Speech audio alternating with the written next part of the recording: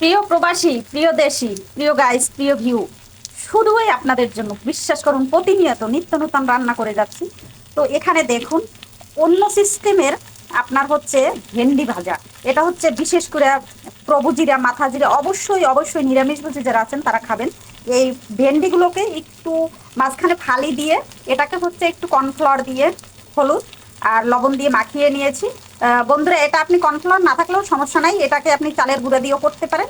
পরে হচ্ছে একটু কালো জিরে বাগার দিয়ে কাঁচামরিচ দিয়ে ভাজি করলাম, খেতে অসাধারণ। বন্ধুরা দেখুন, এটা কিন্তু খেতে দারুণ স্বাদ। অবশ্যই দিবেন এই যে একটু ভাজা তিল হয়ে গেছে, দেখতে কত সুন্দর। জাস্ট একটু তিল দিয়ে ভাজা তিল দিয়ে নামিয়ে নিলেই রেডি আপনার ভেন্ডি ভাজা।